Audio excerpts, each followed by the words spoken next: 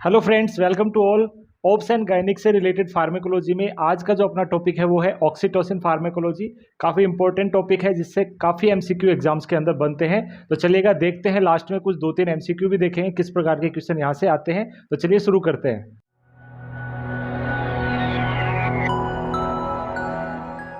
तो दोस्तों सबसे पहले हम लोग बात करते हैं कि ऑक्सीटोसिन होता क्या है। तो ऑक्सीटोसिन एक हार्मोन है, पेप्टाइड हार्मोन है, जो कि नेचुरली हमारी बॉडी के अंदर भी बनता है, जो कि बात करें यहाँ पे अपन हाइपोथैलेमस बनाता है और पोस्टीरियर पिट्यूटरी के द्वारा जो है रिलीज किया जाता है। इट मीन्स ऑक्सीटोसिन का जो फॉर्मेशन है, जो कि एक पेप्टाइड हार्मोन है जिसका फॉर्मेशन हाइपोथैलेमस करता है, जो कि पोस्टीरियर पिट्यूटरी जिसे हम लोग न्यूरो हाइपोफाइसिस भी कहते हैं वहां पे आता है। ठीक है। और ऑक्सीटोसिन को हम लोग पिटोसिन के नाम से भी जानते हैं। ऑक्सीटोसिन को हम लोग पिटोसिन के नाम से भी जाना जाता है। इसके अलग अलग फंक्शन होते हैं, जैसे कि हम लोग बात करें, देखिए सबसे पहले जैसा कि मैंने बताया एक पेप्टाइड हार्मोन है और ये पेप्टाइड हार्मोन एक न्यूरोट्रांसमीटर की तरह भी काम करता है, हार्मोन की तरह भी काम करता है, जिसका फॉर्मेशन हाइपोथैलेमस में होता है, जो कि फॉर्मेशन हाइपोथैलेमस के द्वारा किया जाता है और इसको स्टोर जो है पोस्टीरियर पिट्यूटरी करती है, जिसे हम लोग न्यूरो हाइपोफाइसिस भी कहते हैं। दोस्तों प्राइमरीली ये जो ऑक्सीटोसिन हार्मोन है अपनी बॉडी में 3 इफेक्ट प्रोड्यूस करता है। पहला इफेक्ट बात करें तो मिल्क प्रोडक्शन में हेल्प करता है, यानी मिल्क इजेकुलेशन में हेल्प करता है। इसे हम लोग गैलेक्टोकाइनेटिक हार्मोन भी कह सकते हैं।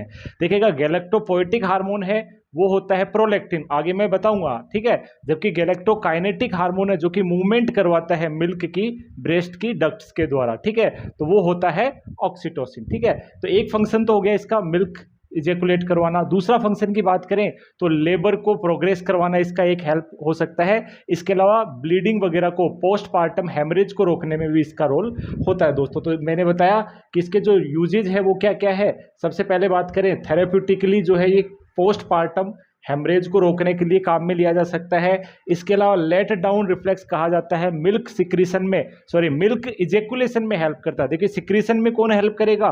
प्रोलैक्टिन, जबकि इजेकुलेशन में कौन हेल्प करता है? ऑक्सीटोसिन। इसके अलावा इंड्यूस लेबर इंडक्शन में भी ये हेल्प करता है। आगे मैं यूजेज पढ़ाऊंगा तो और इसके बारे में अपन सीखेंगे दोस्तों। ठीक है। नेक्स्ट बात करते हैं क्या क्या यूजेज है ऑक्सीटोसिन के अपनी बॉडी के अंदर, क्या क्या काम आता है ऑक्सीटोसिन। तो देखिएगा प्राइमरीली 2 ऑर्गन से रिलेटेड इसके फंक्शन होते हैं। पहला बात करें यूट्रस और दूसरा बात करें ब्रेस्ट। तो देखिएगा 3 फंक्शन रिलेटेड है, यूट्रस से रिलेटेड और एक फंक्शन है ब्रेस्ट से रिलेटेड। तो समझिएगा यूट्रस की मसल्स को ऑक्सीटोसिन क्या करेगा? कॉन्स्ट्रिक्ट करेगा। और ये जो कॉन्स्ट्रिक्शन है वो कैसे होंगे? रिदमिक कॉन्स्ट्रिक्शन होते हैं। और इस प्रकार से 3 तरीके से इसको यूज कर सकते हैं। पहला बात करें पोस्टपार्टम हेमरेज, पोस्टपार्टम ब्लीडिंग को रोकने के लिए, पोस्टपार्टम ब्लीडिंग को रोकने के लिए ये हेल्प किया जाता है, यानी पीपीएच को स्टॉप करने के लिए इसको यूज कर सकते हैं हम लोग। ठीक है। जैसे ही देखिए डिलीवरी होने के बाद में ब्लीडिंग हो जाती है, 500 ml से ज़्यादा ब्लड लॉस होने को हम लोग क्या कहते हैं दोस्तों?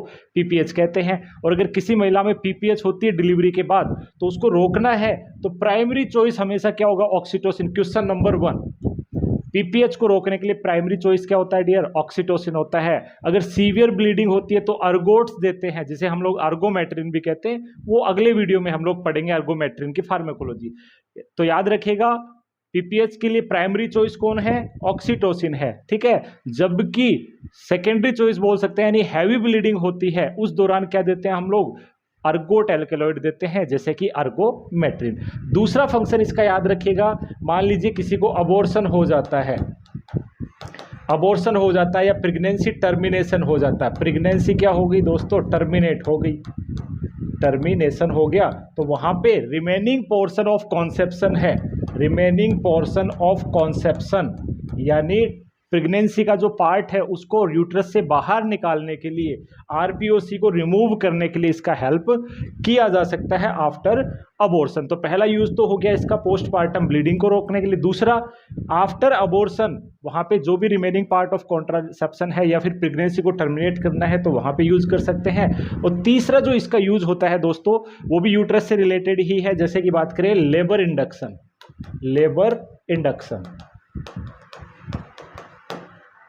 देखिएगा लेबर डिले हो रही है, यानी लेबर प्रोसेस आगे नहीं बढ़ रही है, सेकेंड स्टेज ऑफ लेबर में यहाँ पे क्या करेंगे अपन? इसको प्राइमरीली इंड्यूस करेंगे। कब इंड्यूस करते हैं? सेकेंड स्टेज ऑफ लेबर के दौरान जो है इसको हम लोग करते हैं। देखिए स्टेजेस ऑफ लेबर आप लोगों ने पढ़ी होगी। फर्स्ट स्टेज के अंदर क्या होता है, सर्विक्स फुली डायलेट हो जाती है।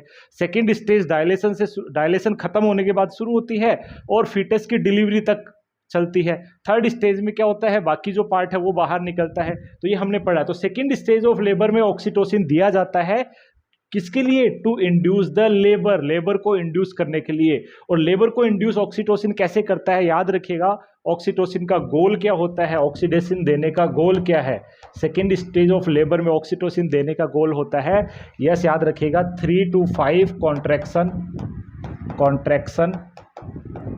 इन 10 मिनट 10 मिनट में 3 से 5 कॉन्ट्रैक्शन प्रोड्यूस करना। बहुत अच्छा क्वेश्चन है, याद रखिएगा 3 से 5 कॉन्ट्रैक्शन इंड्यूस करना ही, यस 10 मिनट के अंदर। और हर कॉन्स्ट्रिक्शन 3 से 5 कॉन्स्ट्रिक्शन हो रहे हैं यूट्रस के, लेकिन हर कॉन्स्ट्रिक्शन 60 सेकंड का होना चाहिए, कम से कम 60 सेकंड का होना चाहिए, उससे ज़्यादा का नहीं होना चाहिए। ज़्यादा का आ रहा है इसका मतलब उस पेशेंट को क्या हो गया है, ऑक्सीटोसिन का ज़्यादा डोज चला गया है, रिमेंबर, ठीक है। तो याद रखिएगा, लिख लीजिएगा 3 to 5 कॉन्स्ट्रिक्शन पर 10 मिनट, हर 10 मिनट में 3 से 5 कॉन्स्ट्रिक्शन आ जाने चाहिए। मतलब मैं कह सकता हूं कि लगभग हर 2 मिनट में एक कॉन्स्ट्रिक्शन आना चाहिए दोस्तों। और हर कॉन्स्ट्रिक्शन कितने देर का होना चाहिए, लगभग 60 सेकंड का होना चाहिए। 60 सेकंड से ज्यादा आ रहा है इसका मतलब हाइपर स्टिमुलेशन हो रहा है, यानी ऑक्सीटोसिन की डोज ज्यादा चली गई है। आगे में ये बातें अपन डिस्कस करेंगे।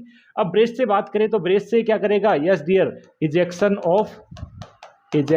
ऑफ मिल्क, जिसे लेटिंग डाउन रिफ्लेक्स भी कहा जाता है। प्रीवियसली अपन ने लिखा है, इसे अपन लोग लेटिंग डाउन रिफ्लेक्स भी कहा जाता है।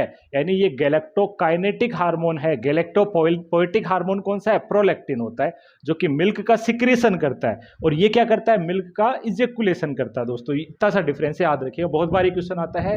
तो 4 फंक्शन अपने पास में निकल करके आ जाते हैं ऑक्सीटोसिन के। पहला फंक्शन पोस्टपार्टम ब्लीडिंग को रोकना। 500 ml से ज़्यादा ब्लीडिंग होती है आफ्टर डिलीवरी तो उसे पीपीएच की कैटेगरी में डिफाइन करते हैं। इसको रोकने के लिए हम लोग ऑक्सीटोसिन यूज करते हैं। डोजेज कैसे देते हैं आगे बताऊंगा। अबॉर्शन या फिर प्रेगनेंसी टर्मिनेशन में जो रिमेनिंग पार्ट ऑफ कॉन्ट्रासेप्शन है उसे बाहर निकालने के लिए इसको यूज कर सकते हैं। इसके अलावा बात करें लेबर इंडक्शन, लेबर को इंड्यूस करने के लिए भी हम इसको यूज कर सकते हैं दोस्तों, यानी लेबर के इंडक्शन के लिए यूज कर सकते हैं। लेबर इंडक्शन में ऑक्सीटोसिन का गोल है 3 से 5 कॉन्स्ट्रिक्शन पर 10 मिनट में अपन को आने चाहिए, और हर कॉन्स्ट्रिक्शन 60 सेकंड का एटलीस्ट होना चाहिए दोस्तों। और लास्ट यूज है इसका इजेक्शन ऑफ मिल्क, यानी गैलेक्टोकाइनेटिक इफेक्ट प्रोड्यूस करना, ठीक है। तो इसको फटाफट से समराइज कर लेते हैं। क्लिनिकल यूज, तो क्लिनिकल यूज के लिए एक नेमोनिक मैं यहाँ पे आपके पास में लेकर के आया हूँ, HELP, याद रखिएगा, देखिएगा। तो HELP, तो जो 4 यूज अभी भी मैंने बताया, पहला यूज हेमरेज को रोकना, पोस्टपार्टम हेमरेज को रोकना।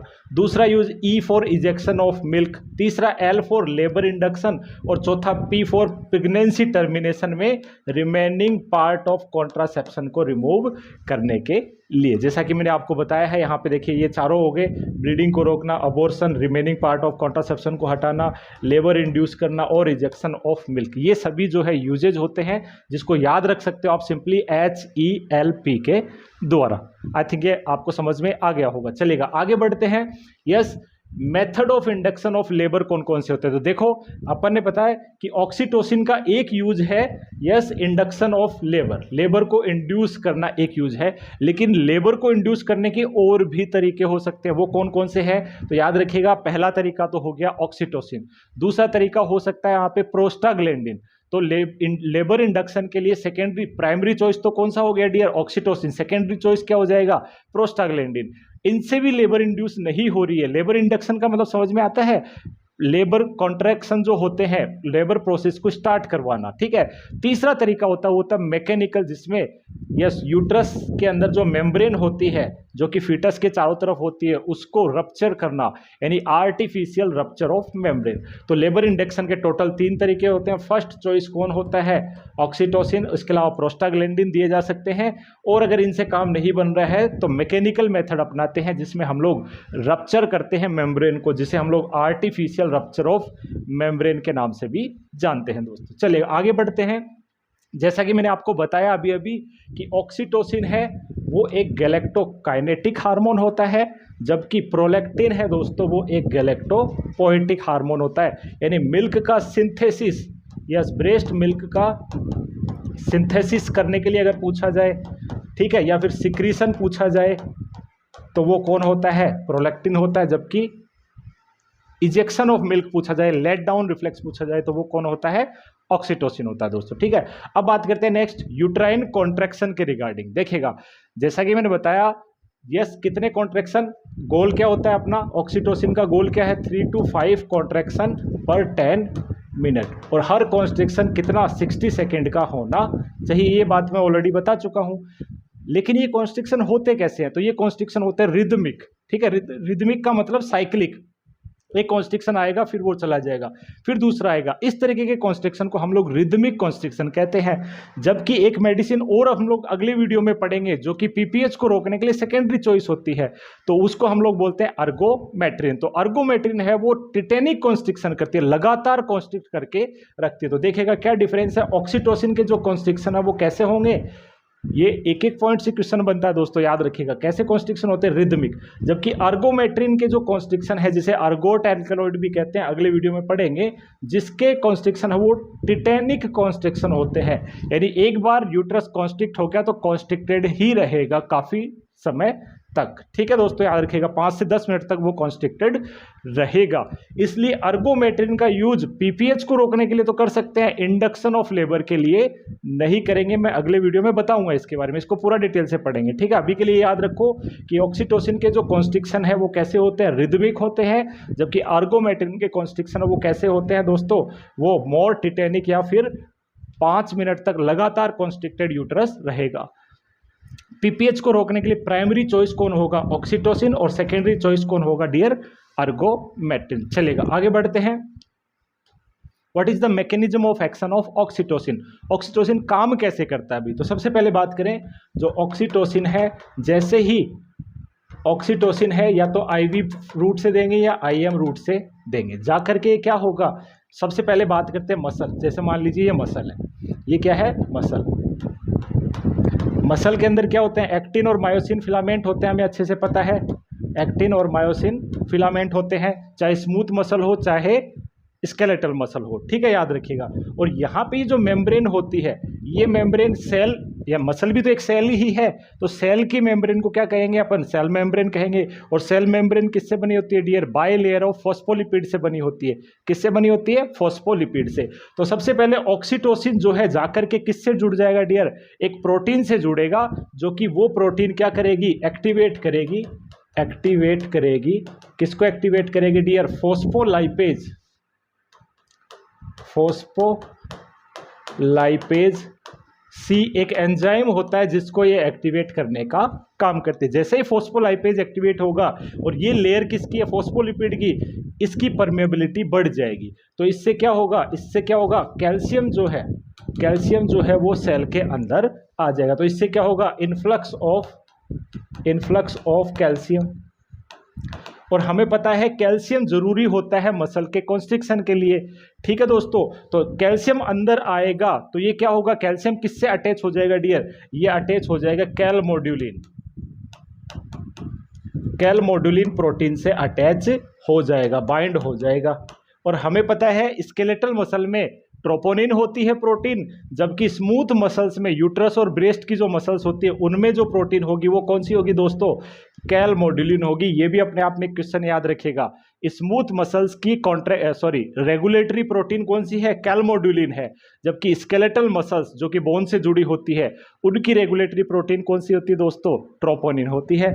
जैसे ही ये कैल्शियम जाके कैलमोड्यूलिन से बाइंड होगा, वहां पे एक्टिन और मायोसिन में कॉन्स्ट्रिक्शन हो जाएगा दोस्तों। तो जैसे ही कैलमोड्यूलिन से जाके जुड़ेगा, वहां पे क्या होगा, यूट्रस में क्या होगा, कॉन्स्ट्रिक्शन। और दूसरी तरफ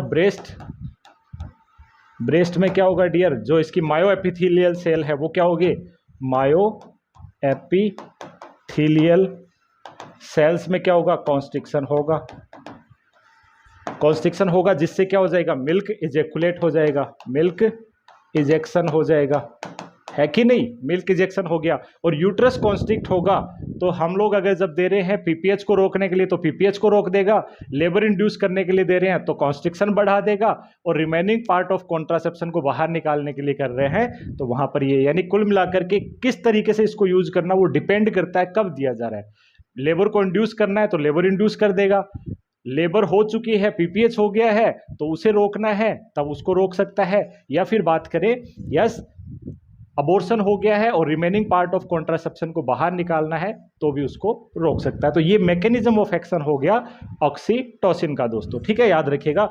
अल्टीमेटली ये क्या करता है, इन्फ्लक्स ऑफ कैल्शियम को बढ़ाता है मसल के अंदर, जिससे कॉन्स्ट्रिक्शन प्रोड्यूस होगा और जो हमें चाहिए था, जो इफेक्ट जो है मैंने टर्म बताया था HELP, वो इफेक्ट वहां पे आ जाएंगे। ये सुनो दोस्तों, चलेगा। आगे बात करते हैं फार्माकोकाइनेटिक्स, ठीक है। तो सबसे पहले बात करते हैं ऑक्सीटोसिन को किस रूट से दिया जाना चाहिए। तो याद रखिएगा ऑलवेज गिवन बाय IM और IV, और IV जो है हमेशा किससे देंगे डियर, यस इन्फ्यूजन पंप से, इन्फ्यूजन पंप के द्वारा ही दिया जाएगा। विदाउट इन्फ्यूजन पंप कभी भी नहीं देते ऑक्सीटोसिन को।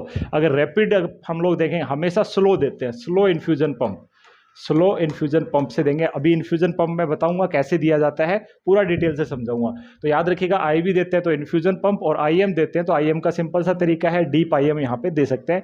कभी भी ओरल रूट से नहीं देना है दोस्तों, लिख लीजिएगा। ओरल रूट से देने से क्या हो जाएगा, हाइपर टेंशन हो जाए, सॉरी क्योंकि ये सॉरी गलत बोल दिया, ओरल रूट से दे देंगे तो चूंकि एक पेप्टाइड हार्मोन है जो कि प्रोटीन है, तो जैसे ही वो HCl के संपर्क में आएगा वो न्यूट्रलाइज हो जाएगा।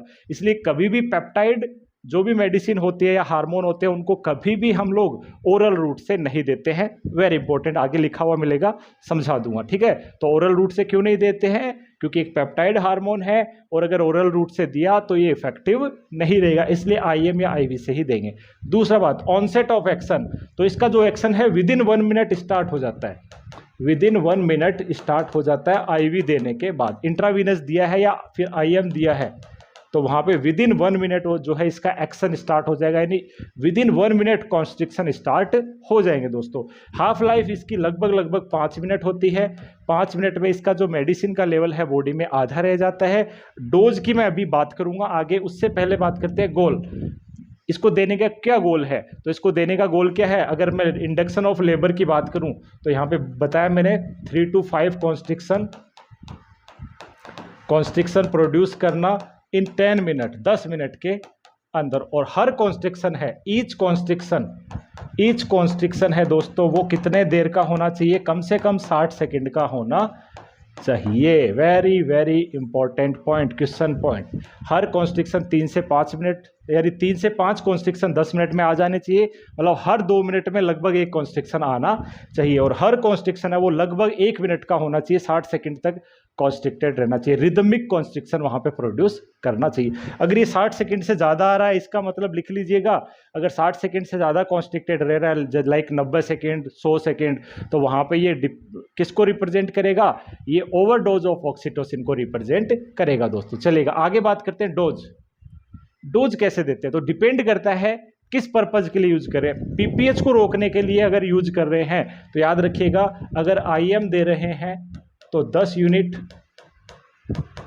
यानी या फिर बोल सकते हैं 1 ml, क्योंकि 1 ml में 10 यूनिट ही होता है। देखिए ये अपने पास में वाइल है, 1 ml के अंदर 10 यूनिट यहाँ पे प्रेजेंट होती है दोस्तों। अगर आपको इमेज दिख रही है तो 1 ml या फिर 10 यूनिट यहाँ पे अपन दे सकते हैं इंट्रामस्कुलर स्टेट वंस।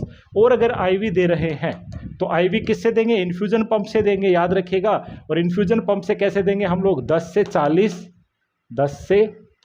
40 यूनिट, 10 से 40 यूनिट दिया जाएगा इन 1 लीटर RL या फिर NS, नॉर्मल सलाइन या फिर RL में मिक्स करके 10 से 40 यूनिट, यानी 1 से 4 ml जो है हम लोग उसमें डाल देंगे जितना रिक्वायरमेंट होगा। दूसरा बात करते हैं इंडक्शन ऑफ लेबर के लिए, लेबर इंड्यूस करवानी है ना, सेकेंड स्टेज ऑफ लेबर में देते हैं। ये भी याद रखना, कौन सी स्टेज में देंगे, सेकेंड स्टेज ये रटने वाली बात नहीं है, ठीक है। सेकेंड स्टेज ऑफ लेबर में ही तो क्या होता है, डायलेशन के बाद में फीटस बाहर निकलेगा, तो उसी में ही दिया जाएगा। अंडरस्टूड है अपने आप में। तो सेकेंड स्टेज ऑफ लेबर में इसको दिया जाता है, और ये देने के बाद में क्या, उससे पहले नहीं देंगे, याद रखिएगा। सेकेंड स्टेज ऑफ लेबर में इसको दिया जाएगा। तो सेकेंड स्टेज ऑफ लेबर में कैसे दिया जाएगा, तो याद रखिएगा, इनिशियल शुरुआत में देंगे हम लोग 1 मिली यूनिट पर मिनट। अब ये कैसे देते हैं वो समझाऊंगा। और बाद के अंदर कंटिन्यूअस डोज है, मैक्सिमम डोज है वो दे सकते हैं 5 से 20 मिली यूनिट पर मिनट। अब इस चीज को मैं समझाऊंगा।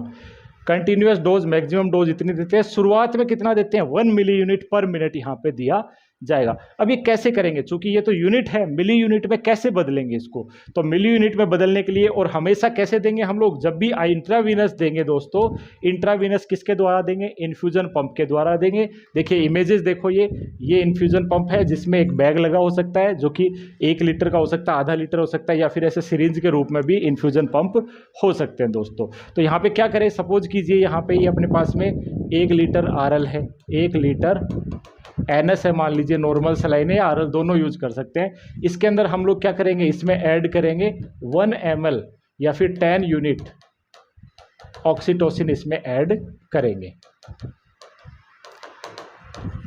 क्योंकि 1 ml में 10 यूनिट ही होता है। तो ये हमने ऐड कर दिया। ये ऐड करने के बाद में जब हम लोग इन्फ्यूजन स्टार्ट करेंगे, तो याद रखिएगा डियर, 6 ml पर आवर अगर हम लोग देंगे तो उसमें 1 यूनिट, 1 मिली यूनिट, 60 मिली यूनिट पर आवर जाएगा दोस्तों। यानी 6 ml 1 घंटे में दे रहे हैं, किसके द्वारा, इन्फ्यूजन पंप के द्वारा। तो इन्फ्यूजन पंप को सेट कर दें, यहाँ पे टाइमिंग सेट कर देते हैं, तो 1 घंटे में 6 ml ही जाएगा। तो 6 ml दे रहे हैं 1 घंटे में, इसका मतलब 60 मिली यूनिट 1 घंटे में जा रहा है। तो 1 मिनट में कितना जा रहा है, देखो 1 घंटे में 60 मिली यूनिट जा रहा है, तो 1 मिनट में कितना जाएगा दोस्तों, 1 मिनट में जाएगा 1 मिली यूनिट। सिंपल सा है भाई, 1 घंटे में 60 मिली यूनिट है, तो 1 मिली यूनिट 1 मिनट में हो जाएगा ना। तो इसको मैं ऐसे लिख सकता हूँ, 1 मिली यूनिट पर मिनट यहाँ पे दे सकते हैं। तो देखो अभी मैंने आपको बताया कुछ यहाँ पे कि कंटिन्यूअस कितना देते हैं, 5 से 20 मिली यूनिट पर मिनट देते हैं, हर मिनट में 5 से 20, और शुरुआत में 1 मिली यूनिट पर मिनट देते हैं। तो शुरू में हम लोग क्या करेंगे, इंडक्शन ऑफ लेबर के लिए शुरुआत में हम लोग क्या करेंगे दोस्तों, क्या करेंगे, शुरुआत में हम लोग 1 मिली यूनिट पर मिनट देने के लिए 6 ml पर आवर स्टार्ट कर देंगे, तो 1 मिली यूनिट पर मिनट चला जाएगा। सिंपल सा लॉजिक है, ठीक है। और समझाता हूं एग्जांपल के द्वारा। 2 मिली यूनिट देना है तो 12 पे सेट कर देंगे, इसका गुणनफल होता जाएगा ना, यहाँ पे 12 ml देंगे तो 2 मिली यूनिट हो जाएगा। 3 मिली यूनिट देना तो 18 ml पर घंटे यहाँ पे अपन लोग सेट कर सकते हैं, किसमें, इन्फ्यूजन पंप के द्वारा। तो देखिए जो सिंपल सी लॉजिक था वो क्या था, 10 यूनिट यानी कि 1 ml ऑक्सीटोसिन है, उसको 1 लीटर नॉर्मल सलाइन में क्या कर देंगे, मिक्स कर देंगे। मिक्स करते हैं जो सॉल्यूशन बनेगा वो 1 घंटे में 6 ml अगर हम लोग देंगे पेशेंट को, तो वो 60 मिली यूनिट पर घंटे जाएगा। और अगर इसको पर घंटे को पर मिनट में बदलना है तो 60 से भाग दे देंगे तो 1 मिली यूनिट पर मिनट। इसका मतलब 1 मिली यूनिट पर मिनट का मतलब है 6 ml per hour, 6 ml per hour. तो मैं यहाँ पे बात करूँ, अगर किसी को 2 मिली यूनिट पर मिनट देना है तो कितना सेट करेंगे, तो कितना सेट करेंगे अपन, 12 ml पर आवर सेट कर देंगे इन्फ्यूजन पंप में। ऐसे ही 3 मिली यूनिट पर मिनट देना है तो कितना सेट कर देंगे, 3 गुना 6 18 ml पर आवर। तो अब आप लोग बता सकते हैं कि अगर 5 मिली यूनिट पर आवर देना है तो कितना करेंगे, 6 गुना 5 30 ml पर आवर वहां पे दे सकते हैं। 10 मिली यूनिट पर आवर देना है, ठीक है, तो कितना करेंगे, 6 गुना 10 60 ml पर आवर अपन सेट कर सकते हैं इन्फ्यूजन पंप के द्वारा दोस्तों। तो होप ये समझ में आ गया होगा, ठीक है। यहाँ से कुछ ज़्यादा इंपॉर्टेंट क्वेश्चन नहीं आएगा, बट समझाना मेरा उद्देश्य है तो आपको समझ में आ जाए, ठीक है दोस्तों।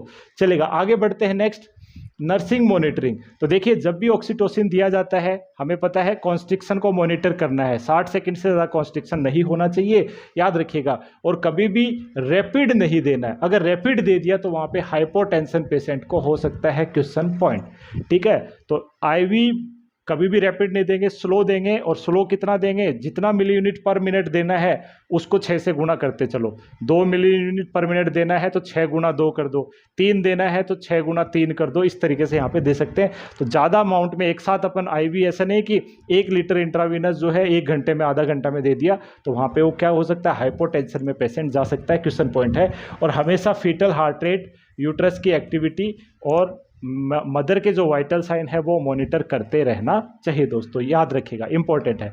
चलिएगा आगे बात करते हैं क्या क्या साइड इफेक्ट हो सकते हैं ऑक्सीटोसिन के। तो मैंने बताया ऑक्सीटोसिन ज़्यादा चला जाएगा तो हाइपर स्टिमुलेशन ऑफ यूट्रस हो जाएगा, यूट्रस हाइपर स्टिमुलेट हो जाएगा। चूंकि ऑक्सीटोसिन का एक्शन थोड़ा सा ADH के जैसा है, इसलिए वहाँ पर क्या हो जाएगा, डाइल्यूशनल हाइपोनेट्रीमिया, बॉडी में सोडियम की कमी हो जाएगी, जिसकी वजह से BP क्या हो जाएगा, लो हो जाता है, हाइपोटेंशन यहाँ पे हो सकता है। तो कुछ साइड इफेक्ट है। पहला साइड इफेक्ट है यूट्राइन हाइपर स्टिमुलेशन, ज़्यादा डोज चली जाएगी तो यूट्रस 60 सेकंड से ज़्यादा कॉन्स्ट्रिक्टेड रहेगा, जिसे हम लोग हाइपर स्टिमुलेशन बोल सकते हैं। दूसरा, यूट्रस रप्चर भी हो सकता है समटाइम। अगर किसी मदर को सिजेरियन डिलीवरी हुई है और उसको अगर ऑक्सीटोसिन के द्वारा लेबर इंडक्शन किया गया तो वहां पे यूट्रस का रप्चर भी हो सकता है। इसलिए ये हिस्ट्री बहुत जरूरी है कि प्रीवियस डिलीवरी है वो LSCS तो नहीं हुई है, याद रखिएगा। इसके अलावा हाइपोनेट्रीमिया कर देता है, क्योंकि ADH के जैसा इफेक्ट है तो वाटर बॉडी में बढ़ेगा, तो डाइल्यूशनल हाइपोनेट्रीमिया यहाँ पे हो जाएगा, जिसकी वजह से BP भी डाउन हो जाएगा, हाइपोटेंशन होगा और नोजिया वोमिटिंग भी यहाँ पे ये पोज कर सकता है दोस्तों। ठीक है, अब बात करते हैं कॉन्ट्रा इंडिकेशन क्या है, कब यूज नहीं करना चाहिए। बहुत इंपॉर्टेंट है दोस्तों, याद रखिएगा। किसी भी पेशेंट में अगर सिफेलोपेल्विक डिस्प्रोपोर्शन होता है, देखिए पेल्विस होता है अपना, मेनली बात करें जो गायनेकोइड पेल्विस होता है वो आइडियल पेल्विस होता है वेजाइनल डिलीवरी के लिए, लेकिन हो सकता है किसी फीमेल में पेल्विस गायनेकोइड की जगह एंड्रॉइड हो, प्लेटिपोइड हो या अलग टाइप का हो, जो कि वेजाइनल डिलीवरी के लिए फेवरेबल नहीं है। उस केस में हम लोग क्या करेंगे, ऑक्सीटोसिन देके वेजाइनल डिलीवरी करवाने की कोशिश करेंगे तो फीटस को हार्म हो सकता है दोस्तों। तो जब भी याद रखिएगा सिफेलोपेल्विक डिस्प्रोपोर्शन हो, इसको यूज नहीं करना। तो देखिएगा, पहला है सिफेलोपेल्विक डिस्प्रोपोर्शन में इसको बिल्कुल भी यूज नहीं करना। दूसरा, फीटल डिस्ट्रेस, अगर बच्चा ऑलरेडी डिस्ट्रेस में है, बच्चे की हार्ट रेट 100 से कम आ रही है, डिस्ट्रेस में है, उस दौरान भी ऑक्सीटोसिन के द्वारा लेबर इंडक्शन नहीं करवाएंगे। इसके अलावा प्रीवियस यूट्राइन सर्जरी हुई है तो ऑक्सीटोसिन यूज नहीं करना है। क्यों? क्योंकि ये रप्चर कर सकता है यूट्रस को। तो याद रखिएगा, इंपॉर्टेंट है, हिस्ट्री लेना है मदर से कि पहली जो डिलीवरी हुई है आपको, यस, अगर उसके कोई पहले से बच्चा है तो वो डिलीवरी किस प्रकार से हुई है, वो सिजेरियन हुई थी या नॉर्मल हुई थी। नॉर्मल हुई तो यूज कर सकते हैं, बट अगर सिजेरियन हुई है तो बिल्कुल भी ऑक्सीटोसिन यूज नहीं करना चाहिए। इसके अलावा unfavourable foetal position, like normal foetal position है वो सिफेलिक होती है। मान लीजिए फीटस है वो शोल्डर आ रहा है प्रेजेंटिंग पार्ट, या फिर बात कर सकते हैं हिप्स आ रहे हैं या फिर लेग्स आ रहे हैं, जिसे ब्रीच प्रेजेंटेशन कहा जाता है। उन कंडीशन में ऑक्सीटोसिन के द्वारा लेबर इंडक्शन नहीं करते हैं, सिजेरियन डिलीवरी की तरफ जाना चाहिए। तो इन सभी कंडीशन में हम लोग ऑक्सीटोसिन को कॉन्ट्राइंडिकेटेड मानते हैं, यूज नहीं करना चाहिए दोस्तों। तो आई थिंक ये समझ में आ गया होगा आप लोगों को टॉपिक। अब हम लोग बात करेंगे दोस्तों 2 से 3 MCQ जो कि इस टॉपिक से रिलेटेड है। पहला क्वेश्चन पढ़िएगा, in evaluating the effectiveness of IV pitocin या ऑक्सीटोसिन, एक ही बात है, यस, इवेल्युएट कर रहे हैं इंट्रावीनस ऑक्सीटोसिन की for a patient with dystocia, the nurse should accept नहीं है, एक्सपेक्ट है, क्या वो अनुमान लगाएगी।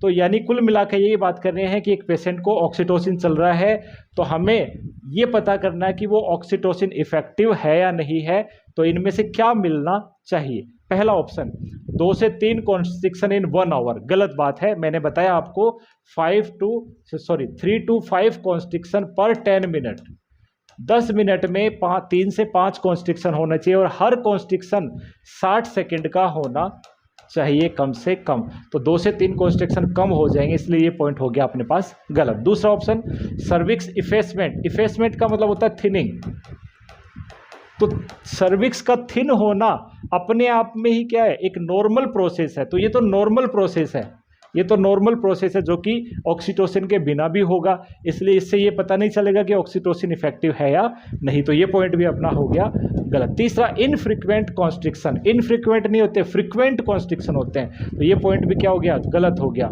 यस, इसमें से ये हटा दो तो सही हो जाता है। फ्रीक्वेंट कॉन्स्ट्रिक्शन ये करती है कितने, 3 से 5 कॉन्स्ट्रिक्शन इन 10 मिनट। और अब बचा हुआ पॉइंट ये सही है, प्रोग्रेसिव सर्विक्स डायलेशन, सर्विक्स लगातार डायलेट हो रही है, इसी को हम लोग क्या मानेंगे, इफेक्टिव मानेंगे, ऑक्सीटोसिन की इफेक्टिवनेस में ये आ जाएगा दोस्तों। तो राइट आंसर क्या हो जाएगा अपने पास में, डी। चलेगा अगले क्वेश्चन की तरफ बढ़ते हैं।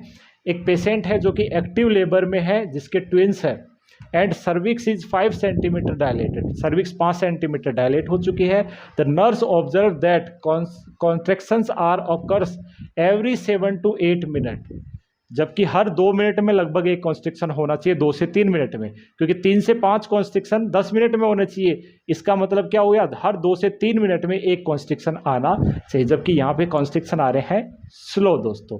इसका मतलब यूट्रस टॉनिक नहीं है, हाइपोटोनिक है, ठीक है, 30 मिनट पीरियड तक। The most appropriate action by the nurse would be, तो नर्स का सबसे अप्रोप्रिएट एक्शन क्या होना चाहिए। पहला option, notify the physician immediately. दूसरा option, administer oxygen at 4 litre by mask, note the fetal heart rate pattern, prepare to administer oxytocin, oxytocin के लिए तैयारी करनी है, या फिर instruct the client to relax during contraction, contraction के दौरान पेशेंट को रिलैक्स होने के लिए बोलना चाहिए। तो क्या आंसर इसमें सही होना चाहिए, तो देखिएगा ये भी सही है, ये भी सही है, ये भी सही है, ये भी सही है, लेकिन रिलैक्स के लिए नहीं बोल सकते हैं, वहाँ पे फोर्स लगाने के लिए अपन बोलते हैं। तो 4 ऑप्शन अपने पास में यहाँ पे सही है, लेकिन यहाँ पे पूछा है कि सबसे अप्रोप्रिएट यानी सबसे फर्स्ट एक्शन क्या होना चाहिए। तो जब भी हाइपोटोनिक कॉन्स्ट्रिक्शन होते हैं, हाइपोटोनिक कॉन्स्ट्रिक्शन हो रहे हैं, उस दौरान हाईएस्ट प्रायोरिटी होती है फिजिशियन को नोटिफाई करना दोस्तों, ठीक है। ऑक्सीजन दे सकते हैं, लेकिन इससे सही तो नहीं हो जाएगा, इसके अलावा फीटल हार्ट रेट मॉनिटर करने से भी हाइपोटोनिक कॉन्स्ट्रिक्शन सही नहीं हो जाएंगे, इसलिए सबसे अप्रोप्रिएट एक्शन यही। अब आप कहेंगे कि सर ऑक्सीटोसिन भी तो दे सकते हैं, तो ऑक्सीटोसिन देना नर्स का काम नहीं होता है। अगर प्रिस्क्राइब्ड लिखा होता तो ये आंसर हो सकता था दोस्तों, समझ में आए बात यहाँ पे, इसलिए ये भी सही आंसर नहीं है। नर्स को क्या करना है, ऑक्सीटोसिन के लिए प्रिपेयर करना है जबकि वहाँ पे प्रिस्क्राइब्ड लिखा हो। तो हाइपोटोनिक कॉन्स्ट्रिक्शन में सबसे पहले फिजिशियन को इन्फॉर्म करना हाईएस्ट प्रायोरिटी यहाँ पे रहेगा दोस्तों। तो राइट आंसर क्या हो जाएगा, ए। चलेगा अगले क्वेश्चन की तरफ बढ़ते हैं। Yes, which of the following is a contraindication to the use of oxytocin for labour interaction, labour को इंड्यूस करने के लिए इनमें से कौन सा कॉन्ट्रा इंडिकेशन है। तो अभी भी हम लोगों ने कॉन्ट्रा इंडिकेशन पढ़े थे, सिफेलोपेल्विक डिस्प्रोपोर्शन जिसमें एक था, यस और नो दोस्तों। इसके अलावा प्रीवियस अगर सर्जरी हुई है, ठीक है, LSCS हुआ है, तो वहाँ पर भी कॉन्ट्रा इंडिकेटेड है, तो कुछ पॉइंट पड़ेगा। देखिएगा post term pregnancy, post term pregnancy मतलब 40 वीक के बाद भी प्रेगनेंसी बनी हुई है, मल्टीपल प्रेगनेंसी, यूट्राइन स्कारिंग और प्रोलॉन्ग्ड लेबर एंड डिस्टोसिया, कब ऑक्सीटोसिन यूज नहीं करना चाहिए। तो इसमें तो यूज करना चाहिए, इसमें तो यूज करेंगे, इसमें तो यूज करेंगे, मल्टीपल प्रेगनेंसी में भी यूज कर सकते हैं, कोई दिक्कत नहीं है, पोस्ट टर्म प्रेगनेंसी में भी यूज कर सकते हैं, क्योंकि लेबर को इंड्यूस करवाना है, ठीक है दोस्तों। तो जब भी यूट्रस में स्कारिंग हुई है, चाहे प्रीवियस सर्जरी की वजह से हो, चाहे कोई ऑपरेशन हुआ हो यूट्रस का, उन कंडीशन में ऑक्सीटोसिन को यूज नहीं करते हैं। क्यों नहीं करते हैं, क्योंकि ये यूट्रस को रप्चर कर सकती है दोस्तों। समझ में आ गया पॉइंट यहाँ पे। तो राइट आंसर क्या हो जाएगा, सी जो है अपना करेक्ट आंसर हो जाएगा। आशा करता हूँ आप लोगों को ये जो है टॉपिक समझ में आ गया होगा, ऑक्सीटोसिन की फार्मेकोलॉजी। यस, फिर भी अगर आपका कोई कमेंट रहता है तो आप लोग पूछ सकते हैं चैट के अंदर जा करके। मिलते हैं अगले वीडियो में। Stay healthy, stay safe.